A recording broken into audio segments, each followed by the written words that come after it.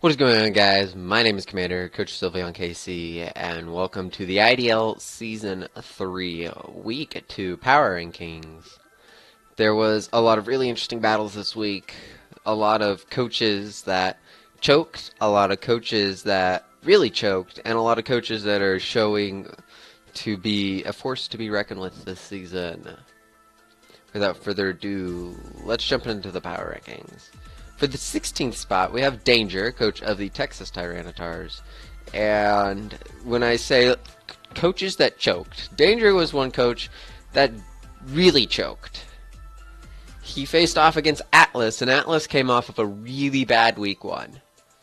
Now, that's not the case for week 2 because he smoked Danger pretty badly. Also, Danger brought Mega Charizard Y pre-evolved, which that is a no-no, but they allowed it, which I'm not in charge, so I can't tell you why they allowed it. I mean, Danger... Danger had 2 kills. Meowstick got a kill. That's nice. And Alolan Executor... Not Alolan Executor. It came, but Lycanroc Day got a kill. Everything died to the Kyurem, which has gotten a lot of kills on the Boston team. And Togekiss, which ended up getting 4 kills in the game. And with Lycanroc Day, which I assume that got the kill on the Togekiss. How, like, you should be able to take out a Togekiss. But also, the most kills in the entire season thus far, he's only gotten 3 kills.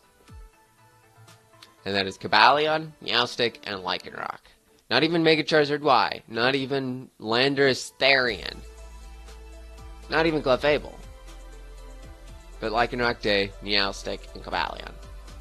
He's going to have to do some trades and some FAs to really get his life together. Moving on to the number 15 spot, we have Carson, and it's going to be a little controversial. All these next coaches up until about the 8th coach are really close, and so this week we'll definitely see who is where. But we have Carson, coach of Arizona Diamond Storm, coming off of a really big win against Bree that was really close, and then faced off against Pharynix with a very similar team. Brought Tapu Lele, Mega Beedrill, Toxapex, Entei, Steelix, Tornti. Brought Lele, Mega Beedrill again. Lele was the only thing that got any kills. And it killed Claydol and Mew. But everything died to a Gligar and a Volcanion, really. I mean, a Slugor and Mew got kills, and I can't blame Carson because Pharynix is doing an amazing job this season. Also, Tapu Lele is 3rd in the most kills thus far, and Mega Beedrill is 13th. However, the question is, was the first game a fluke? Because Pharynix just kind of sat on Carson? We'll find out because they're facing Reggie next week. Which I would be happy to show you the Pick'em crew for each week that are being played. However, our Pick'em crew is rather slow. Moving on to number 14. And this one, as I said, all these are really close. 14 is going to be Bree, coach of the Davenport Suicunes. Faced off against Reggie this week. Looked very promising, just like the last. I don't understand the Ambipom set. I don't know if that would have made a difference. The crit on Ambipom, it should have lived. However, it didn't. If the Ambipom set was like a Scarfed or a Banded set, I totally understand Bree's play. Because Banded knockoff would have probably killed Kartana. But if it wasn't Banded, I don't understand why my music just stopped, but that's okay. I don't understand. I have to assume it's Banded or Scarfed Ambipom. Only way. Well, it can't be Scarfed, so I have to assume it's Banded. unless it wasn't Scarf to outspeed Kartana, which would have been really weird. But Bree played well. There's the music. Just not able to close games, which she faces off against Logic next, so it'll be interesting to see how well she can close off against Logic.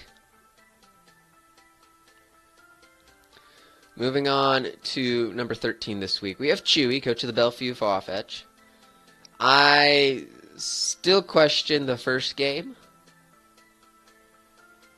on the team because he faced off against Scotty, who did a very good job week 1 and just barely lost. Faced off against Scotty this week, only got 1 kill.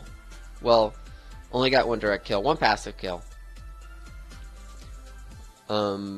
As I said, Chewy's team is powerful. He doesn't have any hazard control.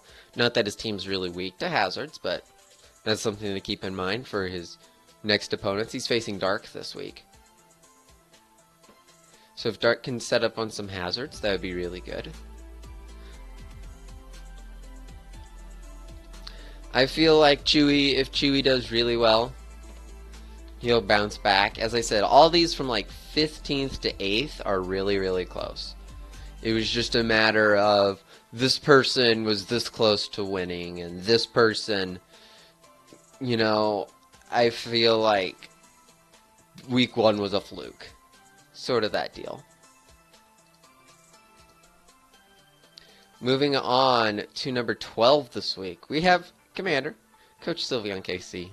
And what could have been a 4 or 5-0 victory turned into a 1-0 loss because Arcanine got paralyzed. Played very well, in my opinion, even though I'm the coach. Could have done things better. Having defog on Empoleon would have been really nice, and then Kellyo could have finished off the game. However, you can't predict Arcanine getting parried, because that would have done a lot of damage if not took out Tauros. And then Mega Aerodactyl would have done a lot, and then Empoleon would have finished the game. Very low right now. I think the 15th in the standings, which sucks. But he's going to have to figure out how to win. He faces Corey this week. And Corey hasn't lost in 20 games. So might as well just call that game off. And then facing Chewy next week. And then facing Atlas. So, some really interesting games coming up. Hopefully being able to capitalize. Moving on to number 11, we have Reggie, coach of Honolulu Vulpix, your Season 1 runner-up, as he likes to remind us. Reggie did not play well in the beginning, but when he realized that his Kamala can't do crap against a Cofagris, he played a stall game, and I think used the time to his advantage very well. He knows out of everyone that you can lose a game via hacks at the very wrong time. And I think he did a very good job realizing that he might not have had the best team matchup, and things might not have went his way in the beginning, but he came back in the end and finished it off with Kartana. Yeah, the crit sucked, especially as it was a burnt Kartana, but as previously said on Bree, I don't know how much that would have mattered. It depends on what Ambipom set Bree had. So, Vulpix faces off against Diamond Storm. That'll be an interesting match to see who's been fluking.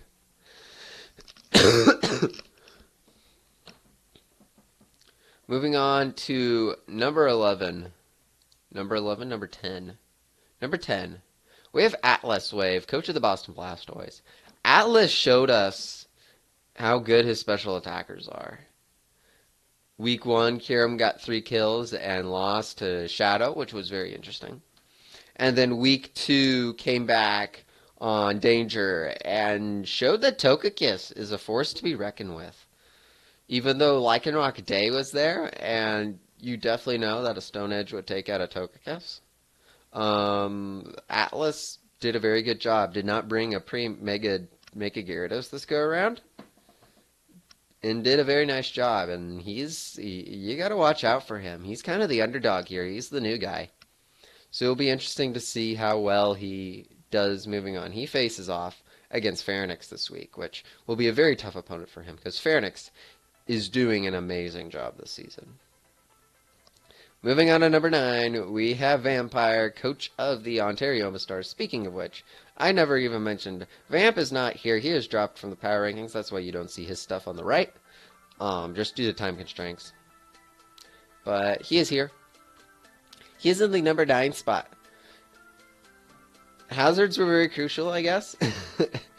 And the Mega Aggron set was super smart. However, only because of the para did things go his way. And he faces off against Scotty, so it will be very interesting to see what will happen on the Scotty end.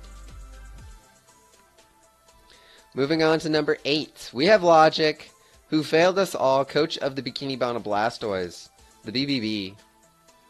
Logic failed us. He faced off against Shadow, and could not do anything. He did not bring Mantine, which would have been, I mean, decent outside of Decidueye. But even then, would have been a very nice job, and just didn't bring it. And Mantine's like his MVP, bro. He got 4 kills against Reggie, because Reggie forgot that thing existed. But as I said, he's facing off against Bree. I'll be very interested to see how well he goes against Bree. At number 7 this week, we have... So all those people are really close together. Now we move on to a person in his own tier.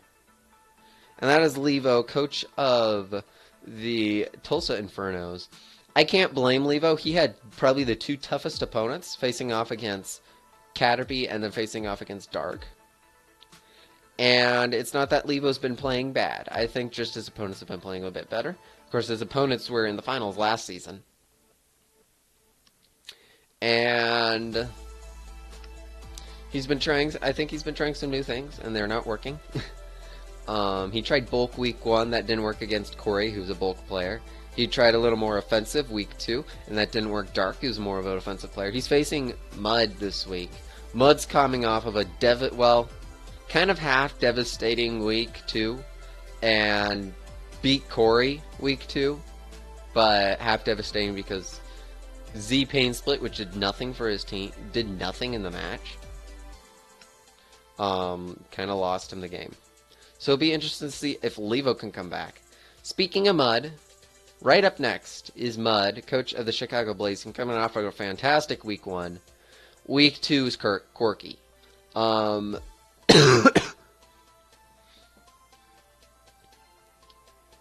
This is weird to say. Go watch Corey's video. What happened was Z Pain Split is illegal, and Mud used Z Pain Split, but then went and swept the rest of Corey's team with Latias. But he used Z Pain Split, and so, of course, Corey's excuse is that, you know, as he had Z Pain Split, and it wasn't really a matter of the team. Corey didn't try after that. Mud still beat Corey. And it sucks that Mud couldn't get the kills, because that would have probably put Mud at the top, especially beating Corey. However, Mud's smart enough to know not to bring that. And I don't know why he even did it, because, as I said, it did not help. Dusknor died anyway. So he faces off against Levo. Very interesting battle to see how it fares off, if Mud will bounce back. I'm interested to see Mud's thought process. Now we have the top 5, which are in a tier of their own for the most part. And we have Shadow, coach of Jersey Shell. Shadow has been the underdog. Well, one of the 2 underdogs. He's been doing a fantastic job. Beat Atlas week 1. beat Logic week 2. Facing off against Danger this week, I'm sure that he'll pick up a win. And Shadow, despite having a Tier 3 team, has just done an amazing job. Very happy for him. Now we move on to our top 4 this week. Fourth, we have Scotty, coach of Houston Rockets. Scotty came back after a very disappointing week 1, almost won against Dark of all people, and just got way too close. Came back this week, showed how things are supposed to be played, and just kind of decimated Chewy. It was a 4-0 win. 4-0 win. And then he's facing off against Vamp, which should be a win. Some of the Pick'em crew are disagreeing in that, but Scotty played well week 1. Just came down to could not take out DD Salamance in time. And also Rockslide missing. And then week 2, did a fantastic job against Chewy. Third this week, coming off of a very close week 1. Week 2 showed promise, very much promise, and that is Dark, coach of leading the league in kills with Salamance first off. Coach of Elm Street, Dark Rise. Dark is showing that Salamance is a force to be reckoned with, and you have to watch out for that thing. Everyone should be prepping for Salamance. Go talk to Brayden. Brayden knows how to kill Salamance. You need to prep for this thing. I'm telling you guys. It has 9 kills this season. Dark only has 12 kills in the entire season thus far. It has gotten 3/4 of his kills. That is something to be scary with. And he's not even leading the league. He's 3rd as of me recording this. Anyway, we're going to move on to one of my favorite coaches this season. Pharynix, coach of the Toronto Star Raptors, have been putting in the work. They are first in the standings, 2-0 plus 7. After Volcanion, just working very well. Beating Danger and then beating Carson. He faces off against Atlas this week. Super excited to see how Pharynix will play. Pharynix has been doing a fantastic job this season. Probably one of the most improved coaches from last season. And number 1 this week, because otherwise he's going to be sad, is going to be Corey, coach of the Bandit, coach of Corona Caterpie. Even though it was a DQ, still got a win. And as Mud was 1 and went straight to the bottom, Corey just kind of went up. And Corey, Mega Charizard X has been putting in the work. How do you get? How do you get 4 Well, the DQ got the 4 passive kills, but it didn't count towards. Well, I don't know. But Mega Charizard put in the work. Tapu Fini being a good wall for the team. I still question on why not finishing off and being the best. Also, I just noticed Corona Caterpies. That's what it is for this week. Corona Caterpies. But Buffalo Buzzwalls is what it's supposed to be, but before he changed it, it's all set up on the dock. Corey's coming on week 3 on a person who's yet to win. And then week 4, facing off against Dark, so the rematch of Season 2 playoffs. It'll be very interesting what Corey could do. So, last is going to be your Pick'em crew, and if we've learned anything thus far, it's that we suck at the Pick'em crew. There's one person who got Carson versus Pharynix right. There's one person that got Shadow versus Logic right. There's one person that got Vamp versus Commander right. There was only 2 people that got Atlas versus Danger right. A lot of people got Corey right. Oh, imagine if Mud actually won. That would have screwed up the playoffs, or screwed off the Pick'em. A lot of people got their locks right. I would show you next week's, but we don't have all the Pick'ems in. But that is all. My name is Commander. I really hope you enjoyed. If you did, please leave a like, comment down below. We'll see you again next week for week 3 of the Power Rankings.